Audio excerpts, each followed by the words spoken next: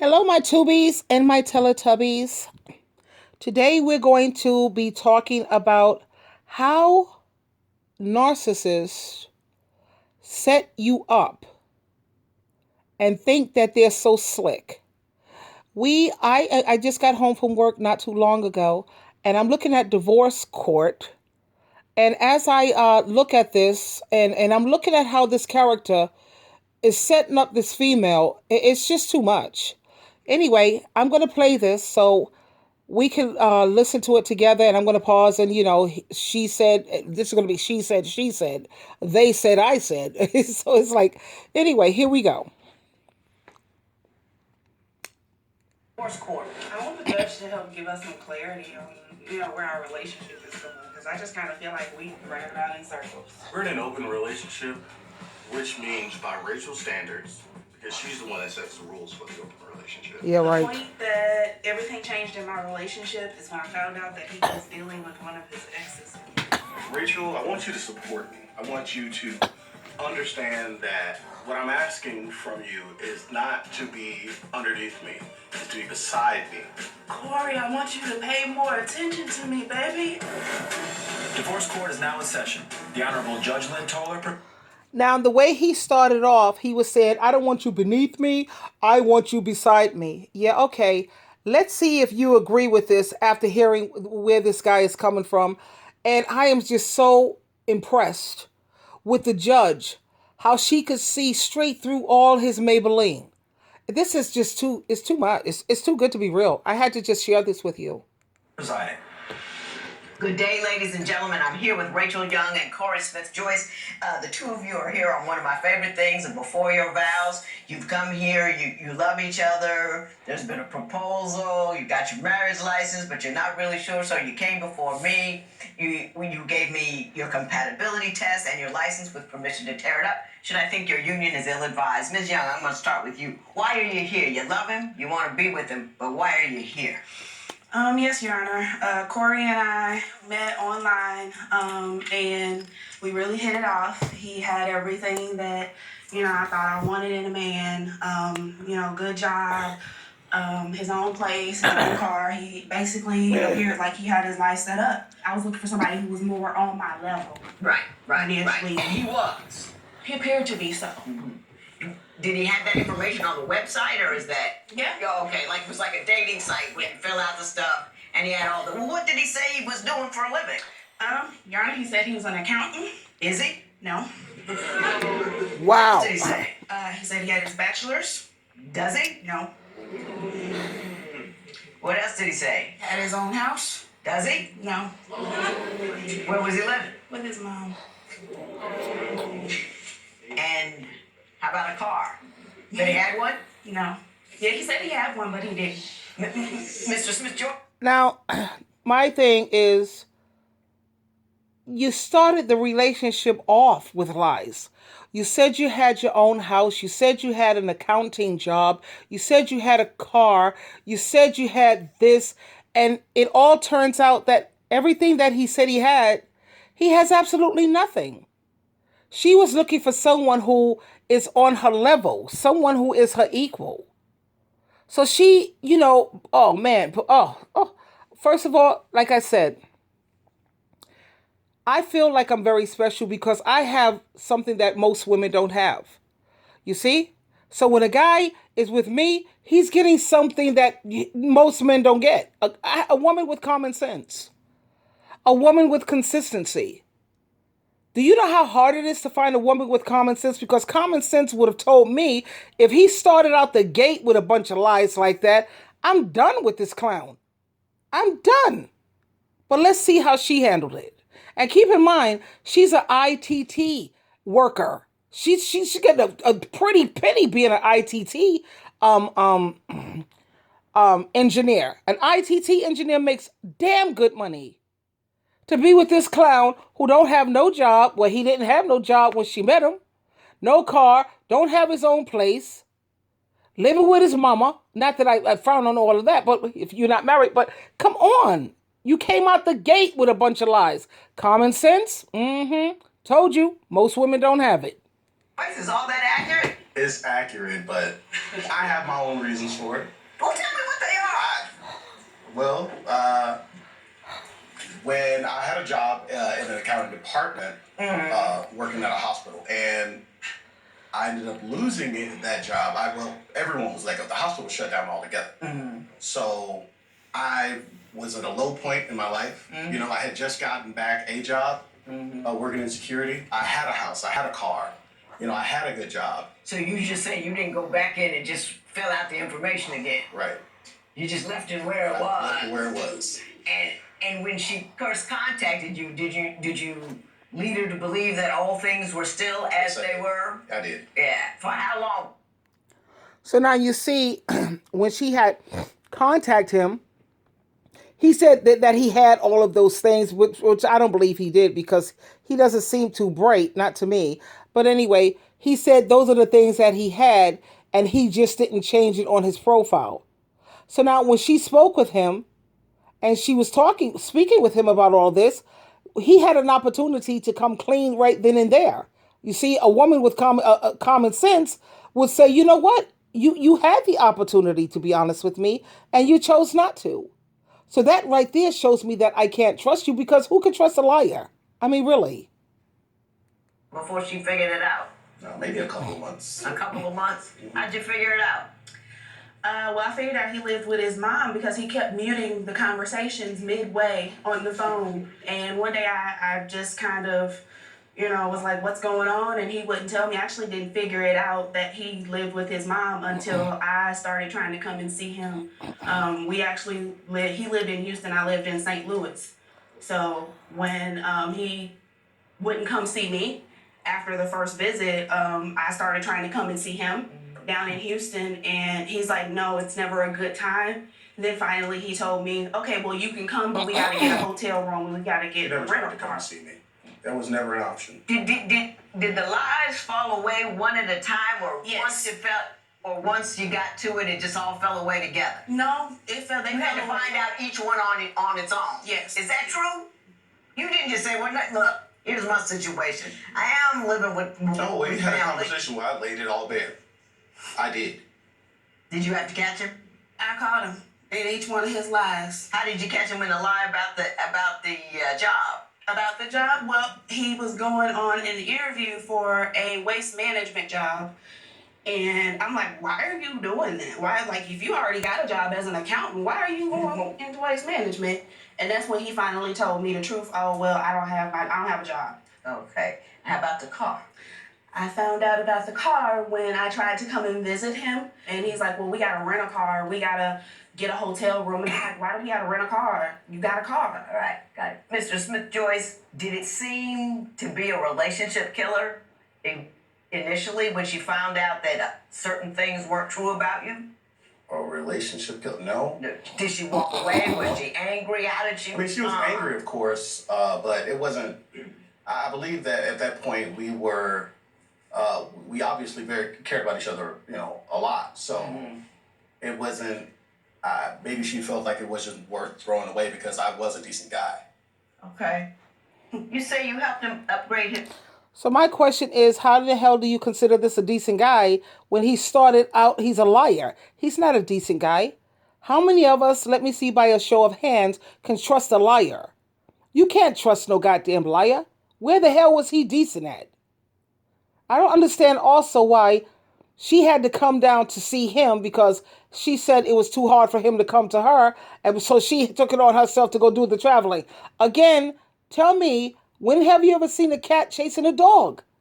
It's like these women, they're so no common sense, none at all. Common sense says, look, when a man have to work hard for something, he values it more. He appreciates it more. But when he don't have to work or lick on a snake, common sense, here we go again. He's not going to value that. He's going to take you for granted and take advantage of you. His life, what do you mean by that?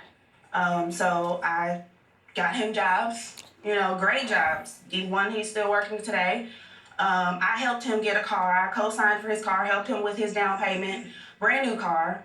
And the apartment that we were living in when he first moved there, he said it wasn't enough because it wasn't tied to him. So I uprooted everything and moved us into an apartment that was for us. I have this image. Do you see what I'm saying here? He didn't have a job. She got him a job. She's got him many jobs. Again, she's doing it all. I co-signed for him a brand new car, and she helped him with the down payment. Then when it came to the apartment, she had to sit up here and do all of that too. And then you wonder why these characters are not stepping up to be the men that they're supposed to be, because the females are doing it all. That's called desperate, it's called pitiful, and it's called pathetic. God created a woman to be a man's helper in the sense of while he's working, you take care of the home front. You make sure that when he comes home, like a king, he has nothing to do except for to eat, relax, and all that. You are his helper when it comes to being his cheerleader when he's feeling down and depressed. You know how to motivate and inspire him. You are his helper when you're giving birth to his children, You sitting up here allowing him to place his future in your belly. Because, children are their future. I'm sitting up here getting impregnated with your future. And that's where I am the helper that God created me to be. But all of this, I got to get you a job. I got to pay for your goddamn car. I got to sit up here and get the apartment. No, come on. This is ridiculous. Again, like I said, these women out here, they're nothing special. The true love is special, however, because not every woman has common sense or consistency to stick with the things that she knows is right. And having a backbone. In my mind of a woman standing on a bank of a river. Yep, I hear you. I agree. She's doing it all. Did you feel a little reeled in? Like she's setting up your life for you? Like, move here with me. I'll get you a job. I'll get you a place. I mean, to me, that sounds a little pushy. Maybe that's just me. Or were you happy for the help? I was fine with the help. Of course he Fine was. I came as... You see what he said? Oh, yeah, I was fine with the help. You have to see his face when he says it. Oh, yeah, a real man would not have been comfortable with that. A real man wants to go out there and do his own. Let me go get my own job. Let me hook up my own car. And I'll get the apartment. I'm supposed to be moving you into our place. You're going to ready to be my woman, my wife. You're going to be you're giving birth to my future. I'm supposed to be the one setting all this up. But anytime a man is comfortable with the woman going in her pocket, that's not a man, honey. That's called a dusty nignog. That's called a narcissistic bastard who's just setting you up and using you. St. Louis, I came with basically the clothes on my back. So, did you believe, that this was really a relationship you were ready to pursue, or did you move for a better opportunity, or both of those things involved? I moved because I cared about her. We missed each other. Well, a long-distance relationship is not easy. No, not at all. Not at all. And having said that, I understand that there was quite the proposal that you made. And I want to talk about the proposal. We were actually playing a game. Yeah, I don't want to hear about the damn proposal because it was pitiful. It was totally disgusting. He felt like he was forced, he said, because of her family. At first I tried to stave it off and say, we're not ready. Mm-hmm. And, Rachel, she had the wedding jitters. I wouldn't even say that, Your Honor. I wouldn't say that because I've been married once before, and it didn't work out, and it didn't work out because we rushed into it. So I've always been adamant with Mr. Smith-Joyce up front. Yes, I want to get married, but he plans for the future. He's always thinking in future terms, like buying a house, having a baby, doing all of this stuff. He just asked me to stop my birth control. I'm like, no, ain't no. Did you just ask her to stop her birth control, and you two aren't married? Yes, I did. He's going to ask me to stop my birth control. You're not my husband. We're not financially set up or stable. And you see, he wants to hurry up and get her trapped, hurry up and get her pregnant, and have her have his seed, his future, really. And so he feels that he has her trapped. If we have children together, that means that I am going to be consistently in your life. But little does he know, if I would have decided to have his children after he marries me, because I'm not having nobody's bastard shit. I'm sorry. I don't mean to say that for people who don't. No, my son and daughter, well, yeah, I was married. I wasn't having nobody's baby outside of marriage. That wasn't happening. My son, my daughter, same father. Yeah. When I first had sex, yeah, I lost my virginity after you married me. Then, yeah, we could get busy. Now he's going to sit up here and tell her to get off of her birth control. Yeah, he's trying to set her up. That's what he's trying to do. A narcissistic setup. And then keep in mind, he wants to have an open relationship. He wants to be able to, do what he wants to do on the side while he has her at home cooking and cleaning and working a damn job and taking care of his freaking future. No, honey, what? Watch how the judge ripped him a new one. Because she could see straight through it. She's another one who has common sense. She has 6 children with her husband, all from the same man. She wasn't trying to hear none of this nonsense. She said, you want me? You will be marrying me first, sonny boy. See, why in heaven's name would you do that? Because the birth control she was using would take at least 3 years to wean off. Bullcrap. And if we decide to get married, I'm trying to have kids right away. If, but there's still an if. Does your birth control really take 3 years to wean off? Ma'am. I never heard of that. Me either. Ma'am, it does not. Yeah, I never heard of that. It does take a while, but 3 years? it doesn't No, take 3 years. no, it don't. No. You're not sure you want to marry her. You say you felt pressure to give her a ring, but you also want her to have a baby anticipating marriage. Reconcile that for me. Now, he said, right. Now, you heard what the judge said. He said he's not sure if he wants to marry her, but yet you want me to get off my birth control and have a baby? You see what I'm saying? You have so many of these narcissistic males out here. What are they, sharing the same brain? They all are working from the same freaking brain. It's ridiculous.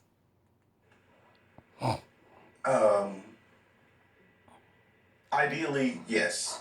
But we have some things that we need to work. First off, we need to understand our roles within this relationship. That's my thing. I feel like, she's a very business-oriented person. She's very focused and things like that, which is great.